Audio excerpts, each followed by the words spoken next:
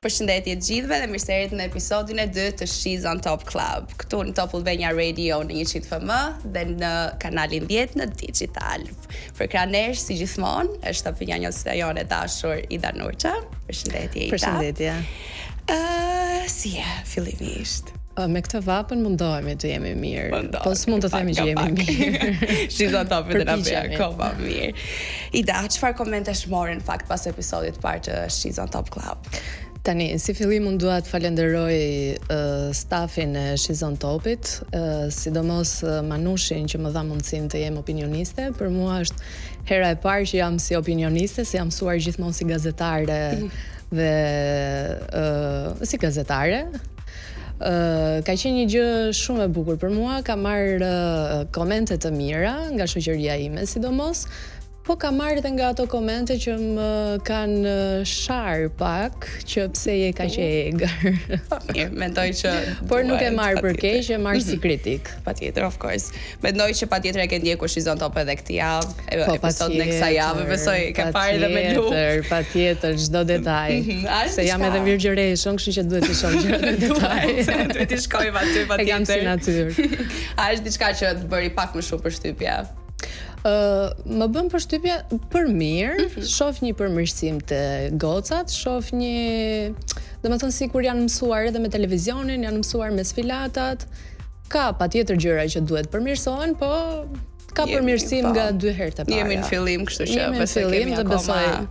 Po besoj do jetë më mirë deri në fund. Në fakt ne kemi pasur edhe një lajm shumë të mirë, Mateo, që do jetë pjesë e juris tani tashmë edhe për më gjatë patjetër, deri në fund do jetë i përhershëm dhe do doja të dija çfarë opinionesh ke pasur ti për të si opinionist, po edhe patjetër për episodin e fundit.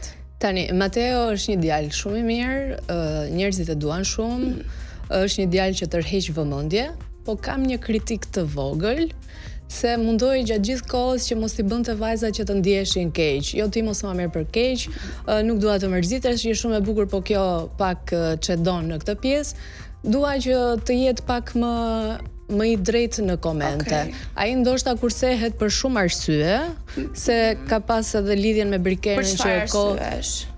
Po nga lidhja me Brikenën besoj që është ndikuar disi se nuk do që ta bëj të ndihet keq Brikena. A mendon që kjo e bën temë të ngurtë edhe për të mos ndoshta shprehur opinionin e vet plotësisht? Në puntatën e parë mendoj që po edhe në këtë puntatë mendoj disi që po, sepse do të ruaj atë figurën që shise unë e kam pas të sinqert këtë gjën me Brikenën dhe unë nuk mund t'ja hedh syt një vajze tjetër që ta shoh direkt nga ana e bukurisë. Por që ai është një lloj pozicioni që ti o e merr ta çosh deri në fund ose nuk e merr fare.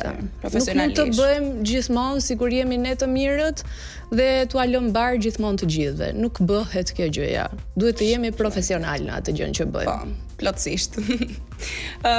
Kthehemi në fakt edhe te vajza, duke qenë që këtu ne kemi Desin, Emilian, Derisin dhe Suin. Përshëndetje goca. Përshëndetje. Dhe duke qenë që patjetër do e lidhim përsëri me Idën.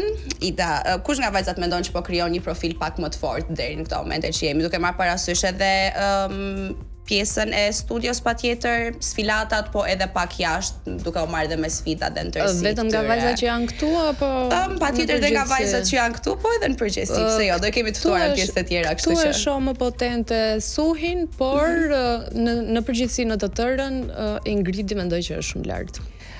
Mendon që është dhe një vajzë që akoma nuk e ka dhënë maksimumin e vet edhe do na sjellë risi edhe do të kemi pak më shumë pritshmëri? Mendoj që ka lënë veten ndoshta pak më. Ka vajza po nuk dua t'jap emër për momentin. Dua ta lë pak. Po, dhe duke lidhur para misterin. Dua ta shoh dhe më tej. Nuk dua të nxitohem. Po na jep emra Ida. Po patjetër, atëherë ngelemi pak edhe te emri Idës për Ingridin. Çfarë mendoni ju? Shiko, sepse ishte dhe sfida, edhe finaliste ngelëm unë edhe Ingridi, normalisht unë si konkurrente të fortë shoh Ingridin, sidomos për pjesën e pasarelës, sepse është komentuar shumë Ingridi për pasarelën e vet, po ashtu edhe unë, por Ingridi ka diçka, Ingridi ka ecjen e vet që e bën autentike. Si çdo vajzë ka esin e vet, po për mua personalisht Ingridi është që nga fillimi edhe deri tani sa kemi parë ne në një linjë lineare, do të thënë nuk ka as ulje as ngritje, gjithmonë ka përqyrë ngritjet e veta. Pra po thoni që për rezultatet e garës patjetër për ju është Ingridi. Unë personalisht e shoh si një konkurrente shumë të fortë. Prandaj e thash edhe te klipi që herën tjetër do ja marr sfidën sepse personalisht dua që herën tjetër t'ja fitoj atë sfidën. Po, t'ja marr. Po që sfida për modeling nuk e merr dot. Ja, e shohim më zemër. A kena me pa. Na duhet një sfidë tjetër. Ja, Sfida e këtij episodi ka qenë tipike për modele. Unë kam parë më sa kam parë unë, se nuk është se kam ndjekur shumë, po kam pas kuriozitet të shoh se si përgatiten gocat për modele dhe kam parë që një nga sfidat kryesore është të ecin me diçka në kokë. Dhe kjo sfida e javës, po, ka qenë tipike sfidë për modele dhe mendoj që Ingridi edhe te pjesa që ishte me shpejtësi e bëri shumë mirë sfidën dhe ja doli. Ajo është tamam për modele. Në këto baza që jemi, po, për pjesën e modelingut patjetër do ju bëni dakord. Ingridi është një konkurrente shumë e fortë dhe unë personalisht për pjesën e pasarelës atë kam konkurrente më të fortë. Po për pjesën e protagonizmit, kush mendon që po merr më shumë protagonizëm se sa rezultate në garë? Vazhdo fal. Unë mendoj që për Ingridin për shembull. Kë ke ti konkurrente më të fortë në pasarele dhe kush mendon që po merr pak më shumë protagonizëm situatat e tjera dhe jo në rezultatet e sfilatave dhe garave që ju zhvilloni? Në sfilat, në fakt, edhe në sfilat dhe në foto edhe unë kam mësuin. Madje e shoh si jemi të njëjta. Nuk e kuptove pyetjen. Kush po merr protagonizëm më shumë se sa i takon? Protagonizëm pastaj pak vështirë. Gjonila, po merr protagonizëm që nuk e takon. Dhe për te sfilata dhe rezultatet aty, do shkoje me mësuj? Thjesht për Po, mësuj, për sfilatën, për këto. Po për ju vajza, për Desin Emilian, Terisi? Jo, vetëm shtoj diçka të vogël. Mendoj që Gjonilda, si dhe Geseda, po marrin antagonizëm, jo protagonizëm. Janë pak personazhi i keq në këtë sfidë, me të thënë drejtën.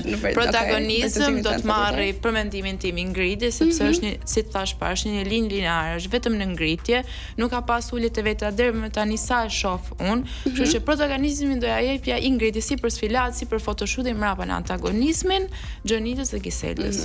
Po duke e lidhur pak me këtë në fakt, a mendon që konfliktet që kemi pasur deri më tani janë reale apo janë pak të stisura për të marrë këtë rolin dhe antagonizmin që ne po përmendim? Normalisht janë të stisura, për mendimin tim ka një pjesë realitetit aty, por gjithmonë kur hapen kamerat, gocat për mendimin tim ja japin pak vetes atë shtyrjen që shikot, dalun këtë puntat, dalun përmendet e emërim. Po mirë, për të qenë pak më realiste dhe nga ju vajza patjetër. Më fal pak Nikol, se dua ta pyesoj, se ju jeni gjithkohës me njëra tjetrën. Gjëra që janë backstage ne nuk i shohim. Në backstage këto që ti mendon se po marrin protagonizëm, po e bëjnë domethënë për të marrë protagonizëm. Në backstage flasin me njëra tjetrën, kanë komunikim normal, sillen mirë me njëra tjetrën apo zihen dhe në backstage? Shumë mirë. Deri diku po sillen shumë mirë, prandaj po them në momentin që hapen kamerat, ndryshojnë rolet. Jo, këtu s'jam dakord me Suin, sepse Giselda po ta shohësh dhe në backstage ka të njëjtën sjellje. Po flas personalisht drejt për drejt, është edhe ashtu siç është në show, nuk është se e bën vetëm për show-at. Giselda me çka kuptoj unë, me Flavien edhe me Negisen mundohet gjatë gjithë kohës të komunikojë, të bëhet shoqe dhe në sfida bën. Ama kur ka pas diçka kundër konfliktet janë reale apo janë thjesht për të tërhequr vëmendjen? Giselda edhe Negisen ka qenë reale, nuk ka qenë për show, sepse edhe mbrapa kanë pasur përplasje. Po, por tani ato po kalojnë shumë kohë bashkë, domethënë flasin me njëra tjetrën, qeshin dhe ndërkohë kur dalin në skenë sikur ndryshojnë. Pra është një dinamikë e dyfisht, le të themi kështu. Në çfarë ne shohim edhe në backstage. Giselda me Flavian. Me Flavian. Okej. Ne në fakt vajzat i kishim dhe javën e kaluar këtu të ftuara dhe gja e kemi parë atë që dhe ju po thoni, por patjetër kur ti kemi përsëri mund t'ju. Po nuk është edhe aq të stisur. Mendoj që ka një bif mes njëra tjetrës, sidomos nga Flavia për Giseldën. Sepse Giselda e ka këtë sensin e protagonizmit, do që të jetë protagoniste gjatë gjithë kohës. Është natyra e saj, nuk është se e bën. Asaj i vjen natyrshëm ta bëj atë gjë. Po kur do të dilja që është çështje karakteri apo. Po, kurse me Flavian se ne i patëm edhe herës kaluar, po mendoj që Flavia e ka një lloj xhelozie, një lloj inati që pse ta ket ajo gjithë Te këtë dyja protagonizëm kanë një tjetër. dhe mos ta kem unë. Po pra, po Flavia e ka të stisur, e ka të shtirur atë gjë, nuk e ka reale, nuk e ka të Flavia vetën. që kur ka hyrë, domethënë ka hyrë shumë për show. Bravo, Dhe nga do që mbrapa të me bëhet vajzat ose është gjë. më Në relacion me ju.